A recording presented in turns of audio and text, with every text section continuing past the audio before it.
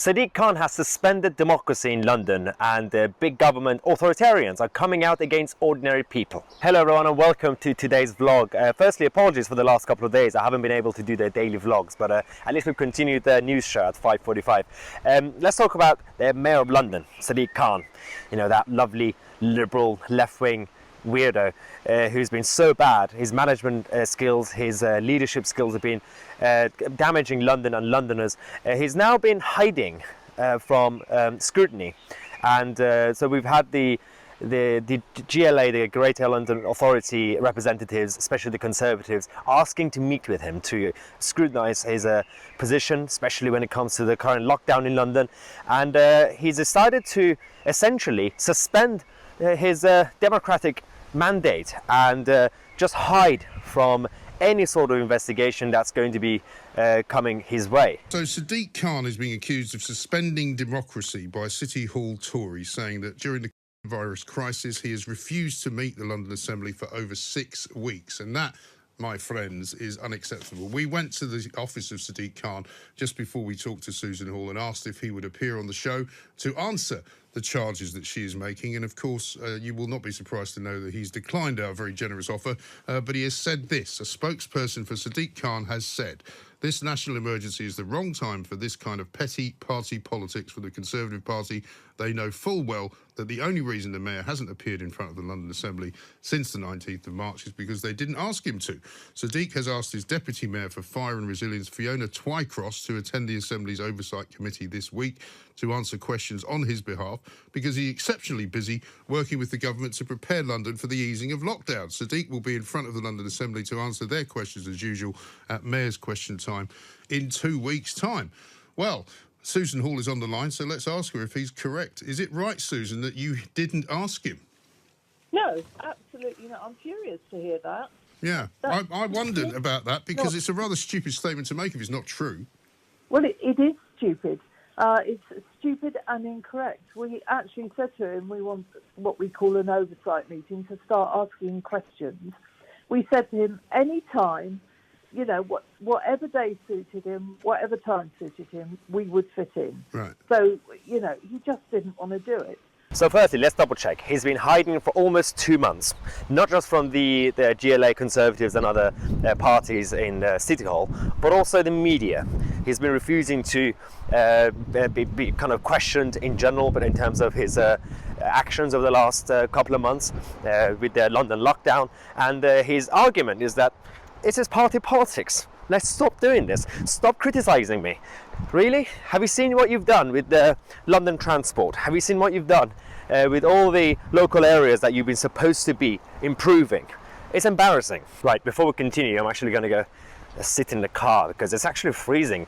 I should have actually come out earlier because it was really sunny and nice out there. Now it's windy, it's like absolutely freezing. Right, so I'm in the car now. It's a lot slightly safer. But yeah, so the irony of this whole thing is that when Boris Johnson, the Prime Minister, was ill and he was recovering, the lefties and the media were going around saying, "Oh, where's the scrutiny? Where's Boris Johnson? He's hiding, and we can't really hold the government to account," even though we had Dominic Raab, we had Michael Gove, we had all the other top ministers responding every day. And so that was, you know, the PM hiding from scrutiny.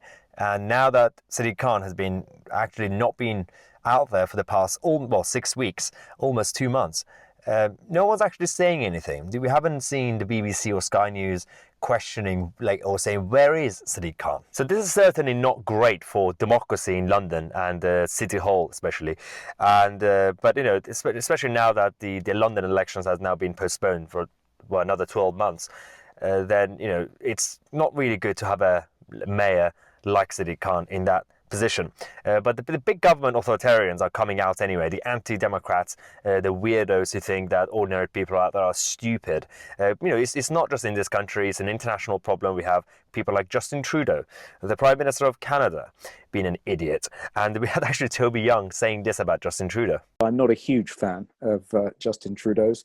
I was amused to see that, like Professor Neil Ferguson, it was one rule for the masses and another rule for him, and that actually he visited some relatives' ski lodge or whatever it was, a couple of weeks Cottage ago. in Quebec. Cottage in Quebec, yes. And there was the whole kind of blackface stuff, which was also very entertaining. But I think he's absolutely typical of the same species that Neil Ferguson is a member of. You know, they believe in big government. They have this kind of extraordinary faith in the ability of governments to do good. And they ignore things like the inability, the lack of capacity of public state organizations to enact the policies they devise. They overlook the unintended consequences of those policies. They don't worry about the cost of those policies. They have this incredibly condescending, patronizing attitude to ordinary people. Anyone challenges them, they think they're either stupid or evil. Well, he's absolutely right, but it's not just necessarily the politicians. The so-called, the elitist, the liberal, left-wing celebrities, the people who are in the position of power but tell other people that they're stupid, they are the worst. We have this so-called actress who said that she actually kind of wanted Boris Johnson to die. But how do you think the government have handled everything so far, Miriam? Appallingly, of course. Appallingly. It's a disgrace. It's a scandal. It's a public scandal. I mean, I have difficulty not wanting Boris Johnson to die. I wanted him to die, and then I thought that reflects badly on me, and I don't. Yeah, that was slightly disturbing to watch, and kind of embarrassing that she actually said that on TV, without being ashamed of her words and her behaviour. But speaking of the position of power, we have the police being stupid again. So a couple of days ago we had the VE Day, and a lot of people in neighbourhoods, people were having some sort of social distance street parties where people were just outside their houses but were still social distancing with their neighbours, and they were just celebrating, and it was great.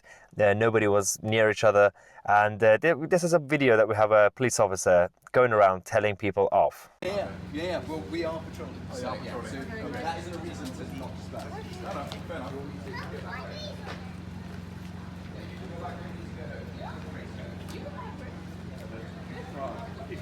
Right, I've actually had to come back inside now because it was way too cold and it wasn't really comfortable in the car.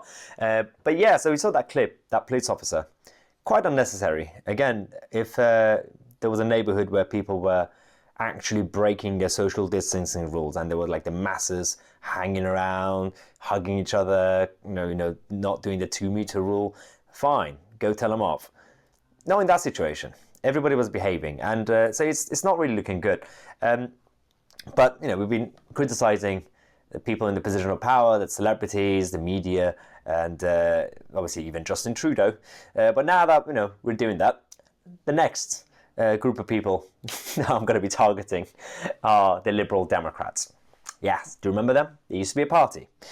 So yesterday, on the so-called Europe Day, they decided to post this on Twitter. I mean, okay, it says Happy Europe Day from your Lib Dem MPs, and you could actually count how many MPs they have. It's kind of embarrassing when you have only a few MPs. I don't think it's a good idea to do a meme like this. Also, why are there, none of them is actually good looking? What is going on here? So yeah, that's our Liberal Democrats. Today, well, by the time you're watching this video, because it's going to be posted at 8 p.m, Boris Johnson has already made his announcement, which was about an hour ago, I believe, around 7 o'clock. So but at the time of me actually making this video, I still haven't heard, obviously, what the plan is. Boris Johnson would be publishing his actual exit strategy and what what sort of freedoms we could have soon, and how we can get out of this mess. So obviously I'll be updating you guys on this tomorrow after actually watching the actual the speech itself. But I'll leave you guys with this picture that we have from earlier today, Boris Johnson going on a walk in the park. But before I show you this, I want to say a massive thank you again, as usual, to everyone, especially the members. If you're a member of the channel, tonight on the community page you can submit your questions for our Q&A, and I'll be answering them tomorrow. If you're not a member, then you can actually join us by clicking on the link in the description, or the join button next to subscribe on the channel, or just go on your browser and type in youtube.com/myitc/join, and you can find the details there. See if you are interested in joining our membership club and getting something in return and supporting us. Now, this photo is actually quite interesting. So this was, I believe, it's St. James's Park, near Downing Street. It could be Green Park, but I think it's St. James's Park. Boris Johnson going on a walk, and you have a random citizen and a voter who's having a chat with him. So this was going around on Twitter this morning, and a lot of people, people have their own versions because the guy is pointing at him, and it could be out of context. It could be just a moment where he's just moving his hand. It could just be like, I like you, and pointing at him, or it could be, I hate you, and I'm pointing at you. So a lot of people are saying, oh, this guy is terrible, he's pointing at the PM. Or some people are saying, oh, this guy's nice, his wife or his partner is actually smiling. So I don't really care. The beauty of this picture is it shows the British culture and the British democracy at its best. A concerned citizen, rightly or wrongly, politely having a chat with the Prime Minister in public, while social distancing. So this is a great picture to show our British culture and democracy in action.